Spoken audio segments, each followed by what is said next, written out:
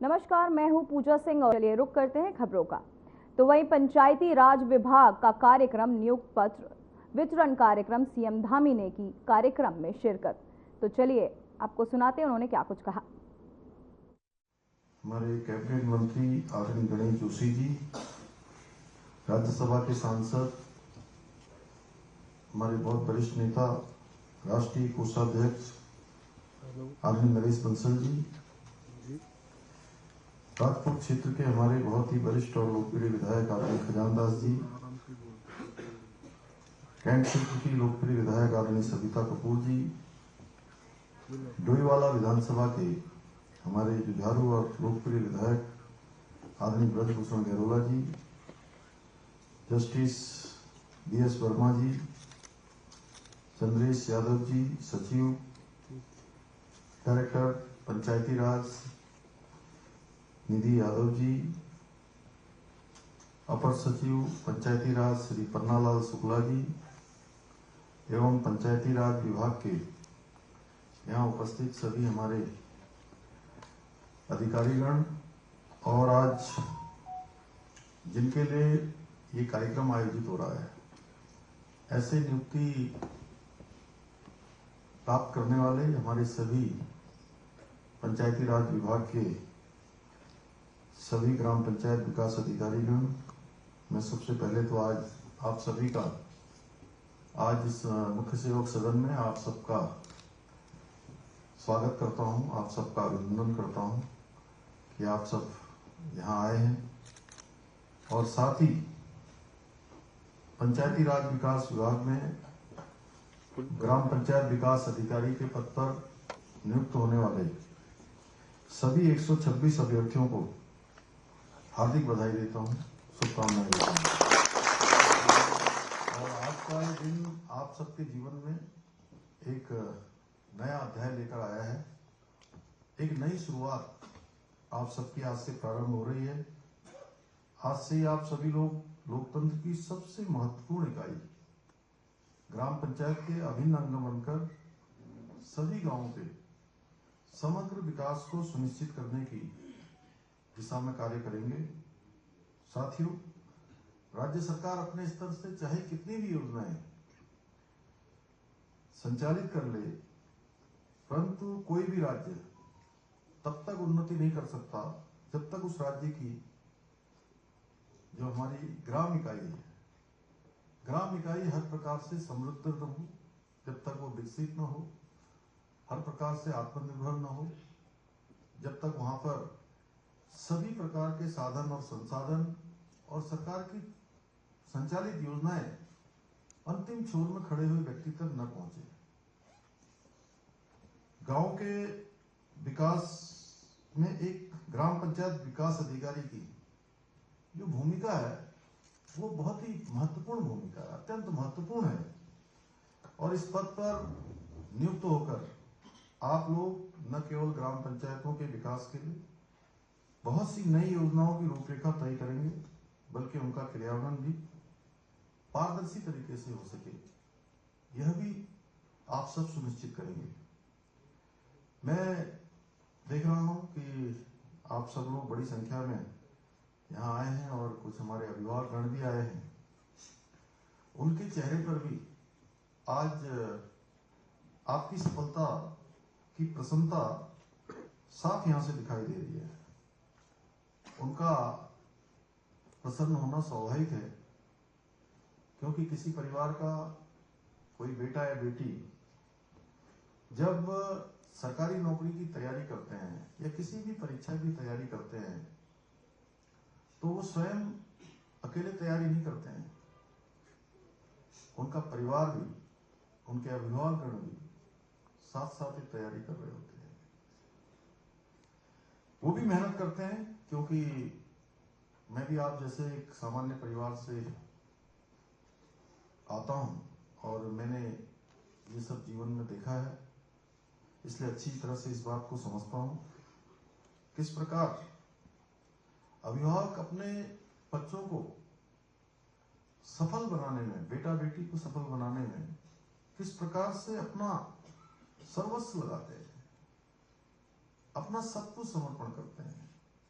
समय भी लगाते हैं, भगवान से प्रार्थना भी करते हैं, और उनके पास जितने संसाधन होते हैं, जो पूंजी होती है, वो पूंजी से लेकर सभी व्यवस्थाएं अपने बच्चों के लिए करते हैं। भाइयों बहनों, पहले भी परीक्षाएं होती थी। हमारे भाई बहन, बेटे बेटियां दिन रात मेहनत करके भर्ती परीक्षाओं की तैयारी करते थे। तो वहीं प्रयागराज में महाकुंभ मेले का समापन हो चुका है। महाकुंभ मेले का समापन में मुख्यमंत्री पुष्कर सिंह धामी ने सोशल मीडिया एक्स पर ट्वीट किया। सीएम धामी ने लिखा, राष्ट्रीय चेतना के अद्वितीय प्रतीक और सनातन धर्म की गहन आस्था के केंद्र पवित्र प्रयागराज महाकुंभ पर भारत के यशस्वी प्रधानमंत्री आदरणीय नरेंद्र मोदी जी के प्रेरणादायक विचार।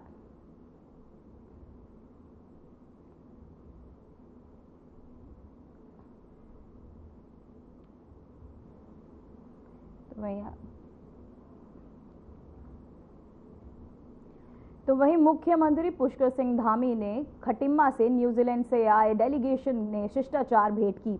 गौरतलब है कि प्राइमरी इंडस्ट्री मिनिस्ट्री और न्यूजीलैंड सरकार के सलाहकार प्रोफेसर गैरी तथा न्यूजीलैंड के पशु चिकित्सा वैज्ञानिक प्रोफेसर निकोलस ने जनपद उधम सिंह नगर के तहसील किच्छा गदरपुर काशीपुर के अंतर्गत भारत सरकार की ब्रीड मल्टीप्लिकेशन फॉर्म योजना के लाभार्थियों के फार्मों का निरीक्षण और अध्ययन किया। साथ ही आपको बताते चले, इस दौरान जिला अधिकारी नितिन सिंह भदौरिया सहित अन्य अधिकारी भी वहां मौजूद रहे।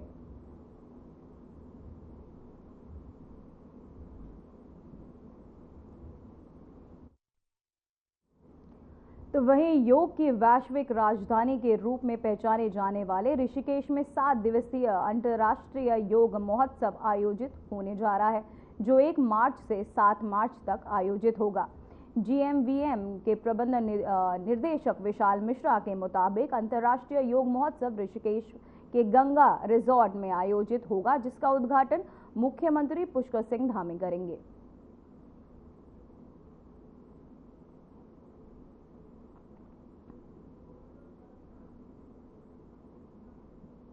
तो वहीं आपको बताते चले कि 7 दिवसीय अंतर्राष्ट्रीय योग महोत्सव का उद्घाटन 1 मार्च से 7 मार्च तक कार्यक्रम का आयोजित किया होगा।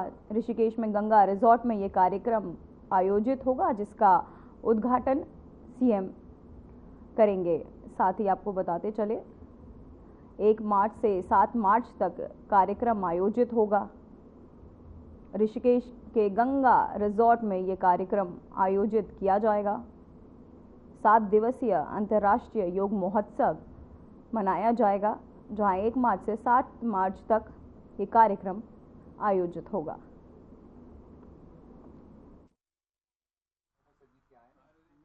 मनाया जा रहा है योग दिवस, और उसके लिए हमारी तैयारियां ये हैं कि ऋषिकेश के अंदर ये आयोजित होगा, और इसके लिए अच्छे हमारे जो है योग के जो अलग अलग विधाओं के जो शिक्षक हैं, योगाचार्य हैं, उनको हमने आमंत्रित किया है कि अपनी अपनी पद्धति को जनता के आगे रखें और सिखाएं। इसमें हमने होटल्स को भी लिया है, उनसे भी हमने डिस्काउंट करने की बात की है, और हम चाहते हैं कि आम आदमी योग को सीखे, योग के प्रति प्रेम बढ़े, तो उसके लिए भी हमने लोगों को आमंत्रित किया है। और मैं समझता हूँ कि बड़े अच्छे रूप से ये योग का जो उत्सव है पूरा होगा, और जो लोगों के जानकारी बढ़ाएगा योग के प्रति, और योग करेंगे तो निरोग रहेंगे।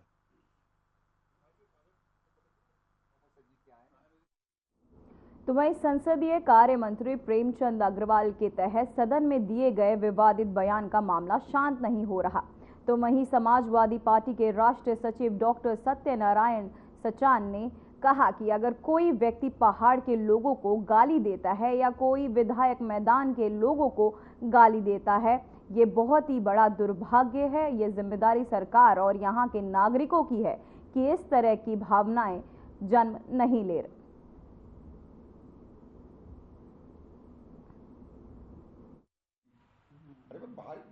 मैं यही कह रहा हूं, ये दुर्भाग्य है कि अगर कोई व्यक्ति पहाड़ के लोगों को गाली देता है या कोई भी विधायक मैदान के लोगों को गाली देता है, ये बहुत बड़ा दुर्भाग्यपूर्ण है।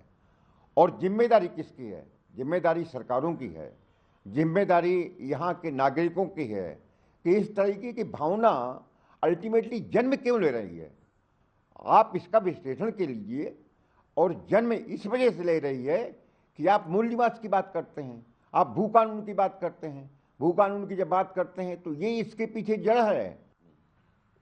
दूसरे प्रांतों में रह रहा है, उसका क्या दोनों उसके लिए आज मैंने देखा। तो वहीं बाबा केदारनाथ के भक्तों के लिए बड़ी खुशखबरी है। महाशिवरात्रि के शुभ अवसर पर मंदिर के कपाट खोलने की तारीख घोषित कर दी गई है। इस साल 2 मई से केदारनाथ धाम के कपाट सुबह 7 बजे खुलेंगे। साथ ही 4 धाम यात्रा की भी शुरुआत की जाएगी।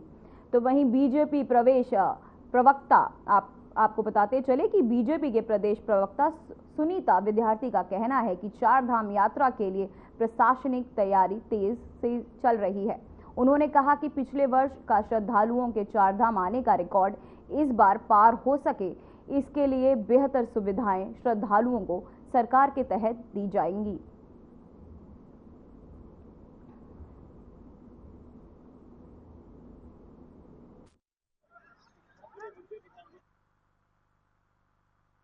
जी बिल्कुल, देखिए हमारे केदारनाथ धाम के कपाट जो हैं 2 मई को खुलेंगे, ये तिथि घोषित हो गई है। और हमारी 4 धाम यात्रा के लिए हमारी जितनी भी प्रशासनिक रूप से जो तैयारियां हैं वो पूरे ज़ोर से हैं। और माननीय प्रधानमंत्री जी का भी इस जो आने वाले समय में यहाँ पे आगमन होने वाला है, तो निश्चित रूप से 4 धाम यात्रा के लिए जो सरकार की तरफ से सभी तैयारियां होती हैं, वो हमारी जारी हैं। हम चाहते हैं कि पिछली बार का श्रद्धालुओं का यहाँ पे आने का जो रिकॉर्ड है वो टूटे और हम बेहतर से बेहतर सुविधाएं उनको प्रदान करें, जिससे सभी श्रद्धालु जो हैं वो पुण्य दर्शन कर पाएं और पुण्य दर्शन करके पुण्य लाभ लें।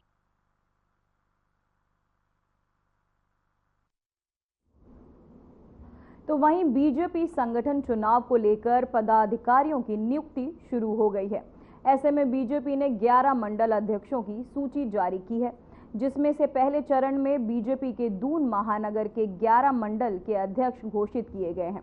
तो वहीं बीजेपी प्रदेश प्रवक्ता सुनीता विद्यार्थी का कहना है कि बीजेपी में संगठनात्मक चुनाव होते हैं और मंडल अध्यक्ष घोषित कर दिए हैं, जिसके बाद अब जिला अध्यक्षों की प्रक्रिया गतिमान है। जल्द ही जिला अध्यक्षों की सूची अन्य जिलों से आने के बाद सभी जिलों में जिला अध्यक्षों को नियुक्ति कर देगी।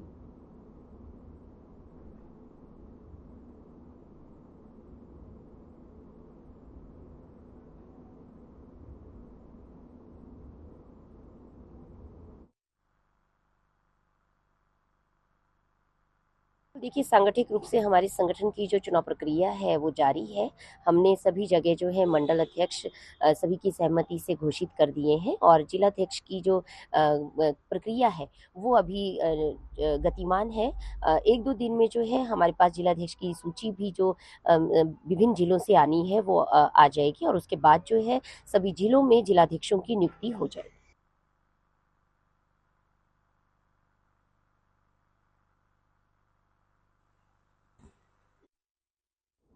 तो वहीं मंगलौर में विधायक काजी निजामुद्दीन के आवास पर नेता प्रतिपक्ष यशपाल आर्य पहुंचे, जहां उन्होंने उत्तराखंड सरकार पर निशाना साधते हुए कहा कि सरकार भले ही यूसीसी को लेकर वाही लूटने में काम कर रही हो, पर अगर सच में देखा जाए यूसीसी उत्तराखंड की संस्कृति के विपरीत है। उत्तराखंड के लोगों पर जबरदस्ती थोपा हुआ कानून सनातन धर्म के अनुकूल नहीं कहा जा सकता। उन्होंने ये भी कहा कि ये कानून उत्तराखंड की नहीं बल्कि पूरे देश के लिए गलत है।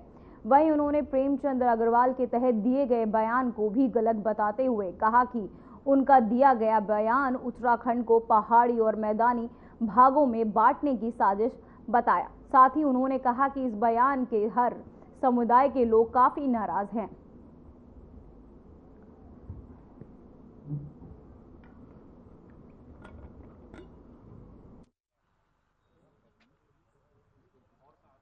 सनातन धर्म का अपमान है, पूरा देश देख रहा है। और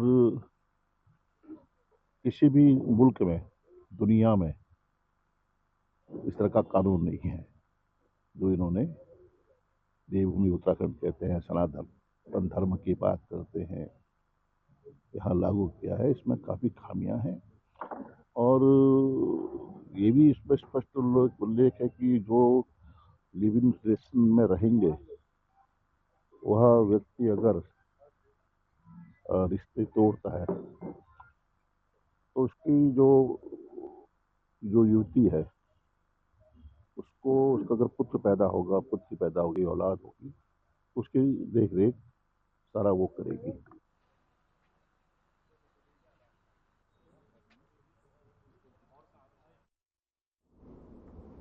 तो वहीं उत्तराखंड पावर कॉरपोरेशन लिमिटेड में भंडारी बाग, मातावाला बाग, रीटा मंडी, लखी बाग, खुड़बुड्डा, झरका बाजार, टर्नर रोड से लेकर ट्रांसफर नगर तक के इलाकों में विद्युत सप्लाई में अस्थायी कटौती की सूचना दी गई। यूपीसीएल के अनुसार इन इलाकों में जरूरी मरम्मत और रखरखाव के काम चलते ही बिजली की आपूर्ति कुछ समय के लिए बाधित रहेगी। निगम के उपभोक्ताओं से सहयोग की अपील की गई है और कहा है कि काम के दौरान आवश्यक सुरक्षा मानकों का पालन किया जाए।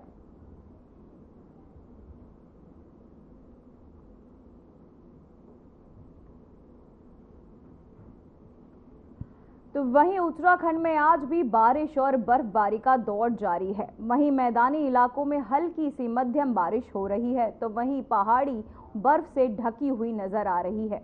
मौसम विज्ञान केंद्र ने 4 दिन के लिए बारिश बर्फबारी का अलर्ट जारी किया, जिससे तापमान में तेजी से गिरावट होने से फिर से ठंड बढ़ जाएगी। बता दें कि बीते दिन बद्रीनाथ धाम, हेमकुंड साहिब के साथ ही पहाड़ी इलाकों में बर्फबारी हुई। वहीं यमुना घाटी में आज भी बर्फबारी जारी है। बता दें कि बर्फबारी से औली मार्ग पर वाहनों की आवाजाही में दिक्कतें आई। बद्रीनाथ हाईवे पर भी हनुमान चट्टी के पास आपको बताते चले आगे बर्फ जम गई, जिससे हटाने के लिए बीआरओ की मशीनें लगाई गई।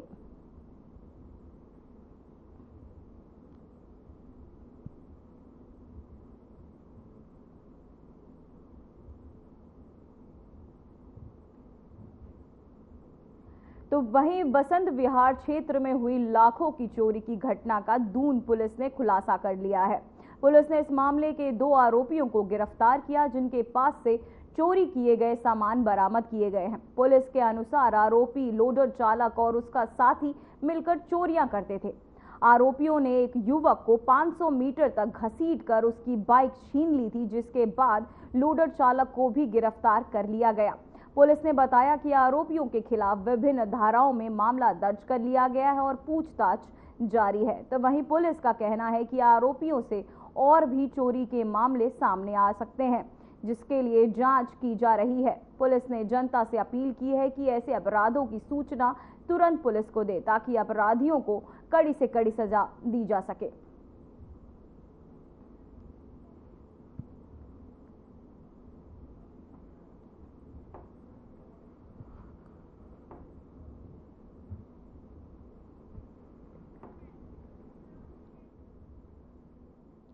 तो वहीं बीते सोमवार को जिले की बहुउद्देशीय किसान सहकारी समितियों, आपको बताते चले में प्रबंधन कमेटी डॉक्टरेट पदों के लिए दिन भर जमकर वोटिंग हुई।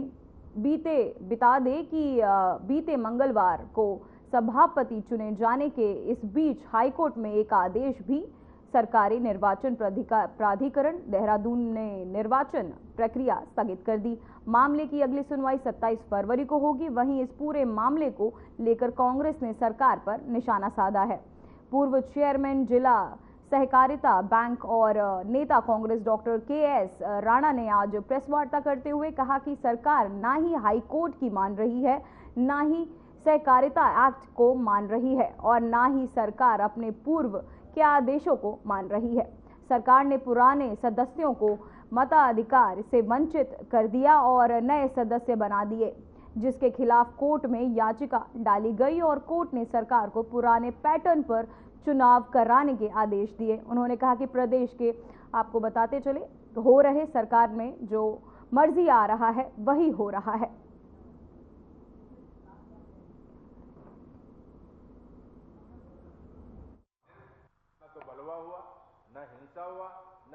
नहीं, हाई कोर्ट में जो मामला चल रहा है वो तो अपनी जगह है। हमारा तो आज का प्रेस का जो असली मकसद था वो ये था कि सरकार जो है न तो हाई कोर्ट की मान रही है, न सरकार जो है जो कॉर्पोरेट एक्ट है जो सहकारी समिति अधिनियम है न उसकी मान रही है और न सरकार अपने ही पुराने आदेशों की मान रही है, उनको भी समय समय पर बदल रही है। हमारा ये कहना है कि हाई कोर्ट ने इनको स्पष्ट निर्देश दिया कि आप समय से चुनाव क्यों नहीं कराते हैं।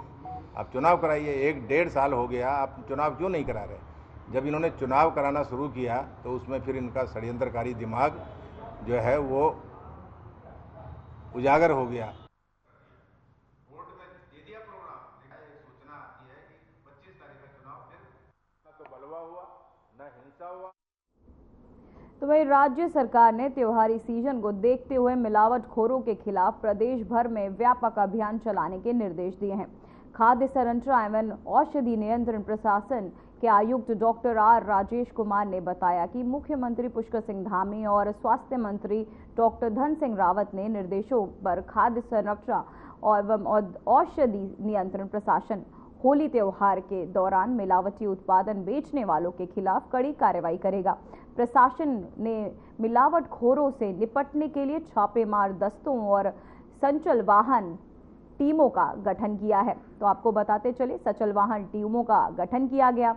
वहीं स्वास्थ्य सचिव डॉक्टर आर राजेश कुमार का कहना है कि विभाग की प्राथमिकता आम लोगों को गुणवत्तापूर्वक और मिलावट रहित उत्पादन उपलब्ध कराना है।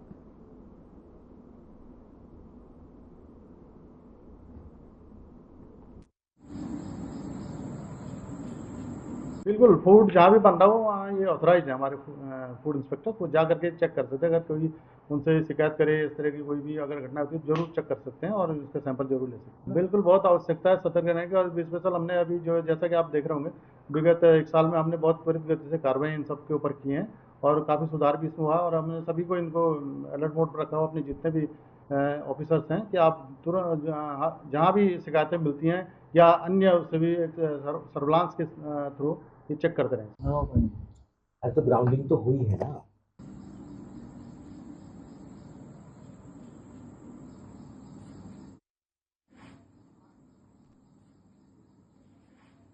हाँ भाई। तो वहीं मिलावटखोरों के खिलाफ सरकार अब एक्शन मोड में। सीएम धामी स्वास्थ्य मंत्री ने दिए ये निर्देश।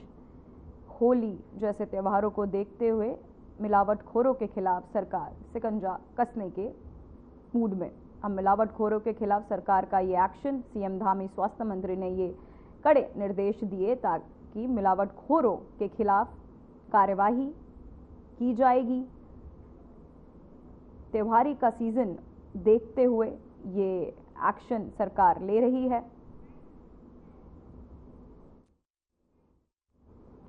अभी के लिए खबरों में बस इतना ही। मुझे दीजिए इजाजत। नमस्कार।